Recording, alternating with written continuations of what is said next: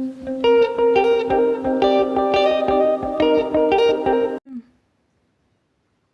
Everybody. ಒಂದು ಭಾಷೆ ಅಂತ ಬಂದಾಗ ಪ್ರಮುಖವಾಗಿ 4 ಸ್ಕಿಲ್ಸನ್ನು ನೋಡ್ತೇವೆ. ಒಂದು LSRW ಅಂತ ಕರಿತೀವಿ. ಎಲ್ ಅಂದರೆ ಲಿಸನಿಂಗ್, ಎಸ್ ಅಂದರೆ ಸ್ಪೀಕಿಂಗ್, ಆರ್ ಅಂದರೆ reading, last one is writing. ನಾವೆಲ್ಲರೂ ಕೂಡ ಲಿಸನಿಂಗ್ ಮತ್ತು ಸ್ಪೀಕಿಂಗನ್ನು ಹೇಗೆ ಮ್ಯಾನೇಜ್ ಮಾಡ್ಬಿಡ್ತೀವಿ. ಆದರೆ ಸಮಸ್ಯೆ ಬರೋದೆಲ್ಲಿ ಅಂತಂದರೆ ರೀಡಿಂಗ್ ಮತ್ತು ರೈಟಿಂಗಲ್ಲಿ. ಯಾಕೆ ಅಂತಂದರೆ ಅವೆರಡನ್ನೂ ಕೂಡ ನಾವು ಫಿಸಿಕಲ್ಲಾಗಿ ಎಕ್ಸ್ಪ್ರೆಸ್ ಮಾಡಬೇಕು. ಎಕ್ಸ್ಪ್ರೆಸ್ ಮಾಡುವಾಗ ಬೇರೆಯವರು ಗಮನಿಸ್ತಾ ಇರ್ತಾರೆ. ಹಾಗಾಗಿ ನಾವು ಎಕ್ಸ್ಪ್ರೆಸ್ ಮಾಡಬೇಕಾದ್ರೆ ಹೇಗೆ ಅದನ್ನು ರೀಡ್ ಮಾಡಬೇಕು, ಹೇಗೆ ರೀಡಿಂಗ್ ಬಂದ ಮೇಲೆ ರೈಟಿಂಗ್ ಮಾಡಬೇಕು ಅನ್ನೋದು ಗೊಂದಲ ಆಗುತ್ತೆ. ಗೆಸ್ ಮಾಡೋದು ಹೇಗೆ ಅನೇಕರಿಗೆ. ನೋಡಿ ಇಲ್ಲಿ ಏನು guessing how to read the words properly. ಕರೆಕ್ಟಾಗಿ ನಾವು ಗೆಸ್ಸಿಂಗ್ ಗೊತ್ತಾದರೆ ತಾನೆ ಈ ವರ್ಡ್ ಹೇಗೆ ಓದಬೇಕು. ನೋಡಿ ಈ ಕಡೆ ವರ್ಡ್ಸೇ ಒಂದಷ್ಟು ಬೇರೆ ಬೇರೆ ಪ್ರೊನೌನ್ಸಿಯೇಷನ್ ಪಡ್ಕೊಳ್ಳುತ್ತೆ. ಈ ಕಡೆವು ನಮ್ಮ ಮಾತೃಭಾಷೆಯ ಕಾಗುಣಿತದ ಆಕಾರದಲ್ಲಿ ಬರ್ತದೆ. ಹೀಗಾಗಿ ನಾವು ಎರಡೂ ಥರದ ವರ್ಡ್ಸನ್ನು, ಅಂದರೆ ಇಂಗ್ಲೀಷ್ನ ಎಲ್ಲ ವರ್ಡ್ಸನ್ನು ಒಂದೇ ರೀತಿ ಓದಲಿಕ್ಕಾಗಲ್ಲ. ನೆನಪಿಟ್ಕೊಳ್ಳಿ. ಈ ವಿಚಾರದಲ್ಲಿ ಎಲ್ರಿಗೂ ಗೊಂದಲ ಇದೆಯಲ್ವಾ? ತಲೆ ಕೆಡಿಸ್ಕೊಬೇಡಿ. ಗೊಂದಲ ನಿವಾರಣೆ ಮಾಡಲಿಕ್ಕೆ ಅಂತಲೇ ನಾವು ಈ ವಿಡಿಯೋ ಮಾಡಿದ್ದೀವಿ. ನಮಸ್ಕಾರ ಎಲ್ರಿಗೂ ಮತ್ತೊಮ್ಮೆ. ನಾನು ನಿಮ್ಮ ಬಸವಣ್ಣ. ಕನ್ನಡ ಇಂಗ್ಲೀಷ್ ಜಂಕ್ಷನ್ ಅಂತಕ್ಕಂಥ ಈ ಚಾನಲ್ ಮಾಡಿರೋ ಉದ್ದೇಶವೇ ಇಂಥ ಗೊಂದಲಗಳನ್ನು ನಿವಾರಣೆ ಮಾಡೋಣ ಅಂತೇಳಿ. ಯಾಕಂದರೆ ನಾವೆಲ್ಲರೂ ಕೂಡ ಮಾತೃಭಾಷೆಯಿಂದ ಬಂದವರು. ಮಾತೃಭಾಷೆಯ ಏನೆಂದರೆ ನಾವು ಅಡಿಕ್ಟ್ ಆಗಿಬಿಟ್ಟಿದ್ದೀವಿ. ಅಂದರೆ ಹೊಸ ಮೆಥಡ್ಡು ಅಂತ ಇದು ಅನಿಸುತ್ತೆ ನಮಗೆ. ಬಟ್ ಇಲ್ಲಿ ಎರಡೂ ಥರದ ವೇನ ನಾವು ಕರೆಕ್ಟಾಗಿ ಪಿಕ್ಚರೈಸ್ ಮಾಡಿಕೊಂಡು ನಾವು ಹೇಗೆ ಇಮ್ಯಾಜಿನೇಟ್ ಮಾಡ್ತೀವೋ ಹಾಗೆ ಮಾಡಿಕೊಂಡೋದ್ರೆ ಎಲ್ಲ ಕಾನ್ಸೆಪ್ಟ್ಗಳನ್ನು ಈಸಿಯಾಗಿ ಅರ್ಥ ಆಗುತ್ತೆ. ಹಾಗಾಗಿ ಇವತ್ತಿನ ಈ ವಿಡಿಯೋದಲ್ಲಿ ನೀವು ಕೊನೆವರೆಗೂ ನೋಡ್ತಾ ಬಂದರೆ ಈ ಗೊಂದಲಗಳೆಲ್ಲ ನಿವಾರಣೆ ಆಗ್ತದೆ.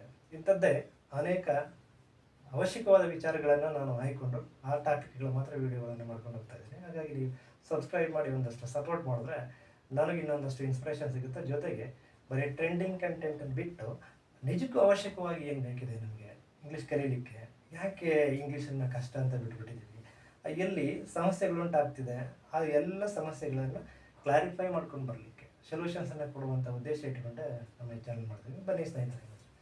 ಏನಿರಲಿ ನೋಡಿ, majority of the words have been reading as per ಕಾಗುಣಿತ. ಕಾಗುಣಿತ ಅನ್ನೋದು ಎಲ್ರಿಗೂ ಮನೆ ಮಾತಾಗಿದೆ, ಗೊತ್ತಿದೆ. ನಾವೇನು ಮಾಡ್ತೀವಿ, ಕಾಗುಣಿತ ಅಂದರೆ ಏನಪ್ಪ, ನಾವು ಕೊಟ್ಟಂಥ ವ್ಯಂಜನಗಳಿಗೆ ನಮ್ಮ ಈ ವ್ಯಂಜನಾಕ್ಷರಗಳೇನಿದೆಯೋ ಇದಕ್ಕೆ ಸ್ವರಗಳನ್ನು ಗುಣಿಸ್ಕೊಂಡು ಹೋಗ್ತೀವಿ. ವ್ಯಂಜನದ ಪಕ್ಕದಲ್ಲಿ ಅ ಬಂದರೆ ಅ ಅಂತೀವಿ, ಆ ಹಾಕಿದರೆ ಆ ಕ ಅಂತ ಕರಿತೀವಿ. ಈ ಕ ಪಕ್ಕದಲ್ಲಿ ಈ ಹಾಕಿದ್ರೆ ಕಿ ಅಂತ ಹೇಳ್ತೀವಿ. ಈ ಸ್ವರ ಬಂದರೆ ಈ ಅಂತ ಹೋಗ್ತೀವಿ. ಉ ಹಾಕಿದ್ರೆ ಕು ಅಂತ ಅನಿಸ್ಕೊಳ್ಳುತ್ತೆ. ಅದೇ ರೀತಿ ಮುಂದಿನ ಎಲ್ಲ ವ್ಯಂಜನಗಳು ಕೂಡ ಹೀಗೆ ಹೋಗ್ತವೆ. ಅಂದರೆ ಇಲ್ಲಿ ನೋಡಿ, ಈ ಕಡೆ few words have been reading as per different rules and practices. ಇಲ್ಲೂ ಅದೇ ಮೆಥಡ್ ಅಪ್ಲೈ ಆಗುತ್ತಾ? No, not at all. Why? ಯಾಕಂದರೆ ಇಲ್ಲಿ ನೋಡಿ, ಆ ಸೌಂಡ್ಗೆ ಈ ಕಡೆ ಇಲ್ಲಿ ಕೊಟ್ಟಿದ್ದೇನೋ ಸಿಂಗಲ್ ಎ ಯೂಸ್ ಮಾಡಬೇಕು ಅಷ್ಟೇ ಅಂತ.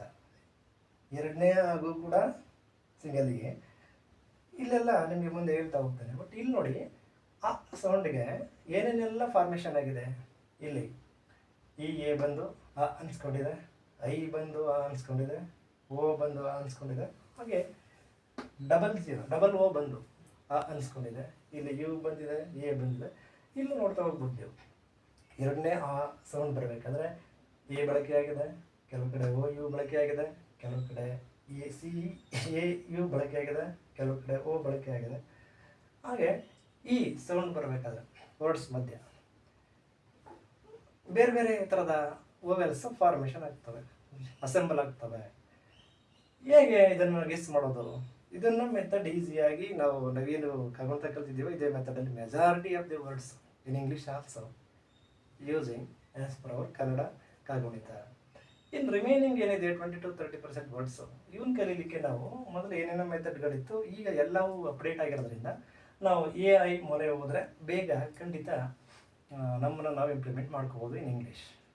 AI ಅಂದರೆ ಏನು?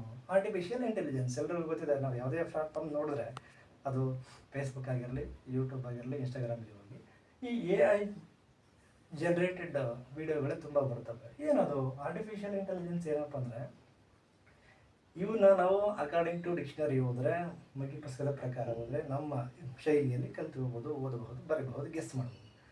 ಇವಕ್ಕೆ ನಾವು ಪ್ರಾಂಪ್ಟ್ ಕೊಟ್ಟರೆ ಈ ರೀತಿ ಹುಡುಕಿ ಕೊಡುವಂತಂದರೆ ಮಾತ್ರ ಅದು ನಮಗೆ ಡೀಪ್ ಸೀಕ್ ಆಗಿರಲಿ, ಚಾಟ್ GPT ಆಗಿರಲಿ, ಅಥವಾ ನಾವು ಗೂಗಲ್ ಕ್ರೋಮ್ಗೆ ಹೋಗಿ ಸರ್ಚ್ ಮಾಡಿದ್ರೆ ಅವು ಏನು ಮಾಡ್ತವೆ ನೋಡಿ, ಆ ಸೌಂಡೆಡ್ ವರ್ಡ್ಸನ್ನು ಲಿಸ್ಟ್ ಮಾಡಿಕೊಡುತ್ತೆ. ಲಿಸ್ಟ್ ಮಾಡಿಕೊಡುತ್ತೆ. ಹೇಗೆ ನಮಗೆ ಕನ್ನಡದಲ್ಲಿ 13 ಸ್ವರಗಳಿದೆಯೋ ಈ ರೀತಿ ನಾವು ಫಸ್ಟ್ ಒಂದು ಲಿಸ್ಟ್ ಮಾಡಿಕೊಂಡು ಹೋದರೆ ಖಂಡಿತವಾಗ್ಲೂ ಕೂಡ ಏನಾಗುತ್ತೆ, ಅಲ್ಲೂ ಕೂಡ ಒಂದಷ್ಟು ವರ್ಡ್ಸ್ ಸಿಗ್ತಾ ಹೋಗ್ತವೆ. ಇಲ್ಲ ನಾವು ಇದೇ ಮೆಥಡಲ್ಲಿ ನೋಡ್ತೀವಿ ಅಂತಂದರೆ ಏನಾಗುತ್ತೆ ನೋಡಿ, ಈಗ ಆ ಮೆಥಡಲ್ಲಿ ಓದಲಿಕ್ಕೆ ಹೋದರೆ ಇಲ್ಲಿ 13 ಸ್ವರಗಳಿದೆ ಕನ್ನಡದಲ್ಲಿ, ಅದನ್ನು ಇಂಗ್ಲೀಷ್ನ 5 ಸ್ವರಗಳು ಪ್ರತಿನಿಧಿಸಬೇಕಾದ್ರಿಂದ ಸಮಸ್ಯೆ ಇಲ್ಲಿಗೂ ವ್ಯತ್ಯಾಸ ಹೇಳ್ಬಿಡ್ತೀನಿ ಕೇಳಿ. ಏನು ಅಕಾರ್ಡಿಂಗ್ ಟು ಈ ರೂಲ್ ಬಂದರೆ ಪಿ ಪಕ್ಕದಲ್ಲಿ ಈ ಸೌಂಡ್ ಬಂದರೆ ಪೆನ್ ಆಗುತ್ತೆ. ಈ ಎ ಬಂದರೆ ಈ ಬರುತ್ತೆ ರೀಡ್ ಅಂತ ಓದ್ತೀವಿ. ಇಲ್ಲಿ ನೋಡಿ ವಿ ಐ ಪಕ್ಕ ವಿ ಈ ಪಕ್ಕ ಬಂದರೆ ವೇ, ಹಾಗೆ ಕೆ ಎ ಅಂದರೆ ಕಾ, NAND ನಂದ, ವಿವೇಕಾನಂದ ಅಂದರೆ ನಮ್ಮ ಕಾಗುಣಿತದ ಶೈಲಿಯಿಂದಲೇ ಬರ್ತದೆ. ಅಂದರೆ ಇಲ್ಲಿ ನೋಡಿ NA ಪಕ್ಕದಲ್ಲಿ ನಮ್ಮ ಮೆಥಡ್ ಪ್ರಕಾರ ಆದರೆ ಏನಾಗಬೇಕು, ನಾ ಆಗಬೇಕು, TU ಏನಾಗಬೇಕು, ಟು ಆಗಬೇಕು, RE ಏನಾಗಬೇಕು, ರೇ ಆಗಬೇಕು, ನಾಚುರೇ ಅಂತ ಆಗುತ್ತೆ ನಮ್ಮ ಮೆಥಡಲ್ಲಿ. Is it right? ನೋ. ಇದನ್ನು ನಾವು ಫೋನೆಟಿಕ್ಸ್ ಪ್ರಕಾರ, ಡಿಪ್ಥಾಂಗ್ಸ್ ಪ್ರಕಾರ, ಮೊನೋಪ್ಥಾಂಗ್ಸ್ ಅಂತೇಳಿ ನಾವು ಸೈಂಟಿಫಿಕ್ ಲಿಂಗ್ವಿಸ್ಟಿಕ್ಸನ್ನು ಏನು ನೋಡ್ತೀವೋ ಅದರ ಪ್ರಕಾರ ನೋಡ್ಲಿಕ್ಕೆ ಹೋದಾಗ ಇದು ನೇಚರ್, ಅರ್ತ್, ಬರ್ತ್, ಕೆಟ್, ಪುಟ್, ಲರ್ನ್ ಅಂತ ಬರ್ತದೆ. ಇದನ್ನು ಹೇಗೆ ಮಾಡೋದು ಇನ್ ಡೀಟೇಲ್ ಆಗಿ ಬೇಕು ಅಂದರೆ ಇದ್ರ ಬಗ್ಗೆನೇ ಒಂದು ರಿಲೇಟೆಡ್ ವಿಡಿಯೋ ಬರ್ತದೆ. ಈ ಮುಂದಿನ ವಿಡಿಯೋಗಳನ್ನು ನೀವು ಫಾಲೋ ಮಾಡ್ಕೊಂಡ್ರೆ ಖಂಡಿತವಾಗ್ಲೂ ಕೂಡ ಇಂಗ್ಲೀಷ್ನ ವರ್ಡ್ಸನ್ನು ಈಸಿಯಾಗಿ ಗೆಸ್ಸಿಂಗು ಮಾಡಬಹುದು, ನಾವು ಪ್ರಾಪರಾಗಿ ಓದ್ಕೊಂಡು ಹೋಗ್ಬೋದು. ಓದೋದು ಬಂದಮೇಲೆ ಬರೆಯೋದೇನು ಕಷ್ಟನ, ಖಂಡಿತವಾಗ್ಲೂ ಕೂಡ ಬರ್ಕೊಂಡು ಹೋಗ್ಬೋದು ಸ್ನೇಹಿತರೆ. ಹಾಗಾಗಿ ನಾವು ನಿಜಕ್ಕೂ ಅವಶ್ಯಕವಾದಂತಹ ಅತ್ಯಂತ ಎಸೆನ್ಷಿಯಲ್ ಥಿಂಗ್ಸ್ ಏನಿದೆಯೋ ವಿದ್ಯಾರ್ಥಿ ಜೀವನದಲ್ಲಿ ಅಥವಾ ಇಂಗ್ಲೀಷ್ನ ಅಡಾಪ್ಟ್ ಮಾಡ್ಕೊಂಡು ಲೈಫ್ ಲೀಡ್ ಮಾಡಬೇಕಾದ್ರೆ ಆ ಎಲ್ಲ ಕಂಟೆಂಟ್ಗಳನ್ನು ಕಲಿಸುವಂಥ ಉದ್ದೇಶವೇ ನನ್ನ ಚಾನಲ್ನ ಶುರು ಮಾಡಿರುವಂಥದ್ದು. ಹಾಗಾಗಿ ನಾನು ಬೇಸಿಕ್ಸ್ ಇದೆಲ್ಲ ಸಾಮಾನ್ಯವಾಗಿ ಯಾವುದೇ ಚಾನಲ್ಗಳಲ್ಲಿ ಹೇಳ್ಕೊಡಲ್ಲ, ಎಲ್ಲ ಬರೀ ಡೈರೆಕ್ಟ್ ಗ್ರಾಮೆಟಿಕಲ್ ಹೋಗ್ತಾರೆ ಅಥವಾ ಸ್ಪೋಕನ್ ಇಂಗ್ಲೀಷ್ ಹೋಗ್ತಾರೆ. ಬಟ್ ಇವನ್ನೆಲ್ಲ ಯಾರು ಹೇಳ್ಕೊಡೋರು? ಈ ಹೈಡಿಂಗ್ ಆಗಿರ್ತಕ್ಕಂಥ ವಿಚಾರಗಳನ್ನೆಲ್ಲ ನಾನು ಹಿಡನ್ ವರ್ಡ್ಸು, ಹಿಡನ್ ಥಿಂಗ್ಸ್ನೆಲ್ಲವನ್ನು ಮರೆಮಾಚಿಕೊಂಡು ಹೋಗಿರ್ತಕ್ಕಂಥ ಎಲ್ಲವನ್ನು ಕಲಿಸ್ಬೇಕು ಅನ್ನುವಂಥ ಏಕೈಕ ಉದ್ದೇಶದಿಂದ ನಡೆಸ್ತಾ ಇದ್ದೇನೆ. ಆದಷ್ಟು ನೀವು ಸಬ್ಸ್ಕ್ರೈಬ್ ಮಾಡಿ. ನಿಮಗೇನು ಗೊಂದಲ ಇದೆ ಮತ್ತು ಯಾವ ಪಾಯಿಂಟಲ್ಲಿ ಯಾವ ವಿಚಾರದಲ್ಲಿ ನಿಮಗೆ ಕ್ಲಾಸ್ ಬೇಕಿದೆಯೋ ಕಮೆಂಟ್ ಸೆಕ್ಷನಲ್ಲಿ ತಿಳಿಸಿದ್ರೆ ನಾನು ಕೂಡ ಇನ್ನೊಂದಷ್ಟು ವೀಡಿಯೋಗಳನ್ನು ಮಾಡಲಿಕ್ಕೆ ಅನುಕೂಲ ಆಗ್ತದೆ. ನೀವು ಜೊತೆಗೆ ಇರ್ತೀರಿ ಅಂತ ಭಾವಿಸ್ತಾ ಹೋಗ್ತಾನೆ. ಇಲ್ಲಿ ಜಸ್ಟ್ ಎಕ್ಸಾಂಪಲ್ಸ್ ತಗೊಂಡಿದ್ದೀನಿ. ಎಲ್ಲ ಸ್ವರಗಳು ಮತ್ತು ವ್ಯಂಜನಗಳಿಗೆ ಕೆಲವರು ನೋಡಿ, ಇಲ್ಲಿ KH ಹಾಕ್ತೀವಿ, ಇದು K ಹಾಕ್ತೀವಿ, ಮೊದಲನೇ ಚಾಗೆ CH ಹಾಕ್ತೀವಿ, ಎರಡನೇ ಚಾಗೆ CHH ಹಾಕ್ಬಿಡ್ತಾರೆ. ಡಬಲ್ ಕಾನ್ಸನೆಂಟು ಕೆಲವರಿಗೆ ನಿಷಿದ್ಧ.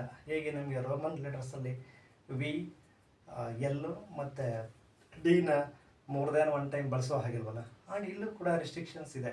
ಈ ಎಲ್ಲವನ್ನು ಇನ್ ಡೀಟೇಲ್ ಆಗಿ ಹೇಳ್ಕೊಡ್ಬೇಕಾದ್ರೆ ನಾನು ಮುಂದಿನ ವೀಡಿಯೋಗಳನ್ನು ನೋಡಿ ಜಸ್ಟ್ ಇದು ಇಂಟ್ರೊಡಕ್ಷನ್ ಕೊಡ್ತಾ ಇಂಥ ಗೊಂದಲಕ್ಕೂ ಕೂಡ ಸೊಲ್ಯೂಷನ್ಸ್ ಇದೆ ಅಂತ ಹೇಳಲಿಕ್ಕೆ ಈ ವಿಡಿಯೋ ಮಾಡೋದಷ್ಟೇ. ಹಾಗಾಗಿ ಇಷ್ಟೊತ್ತು ವಾಚ್ ಮಾಡೋದಕ್ಕೆ ಎಲ್ಲರಿಗೂ ಕೂಡ ಧನ್ಯವಾದಗಳು. Thank you.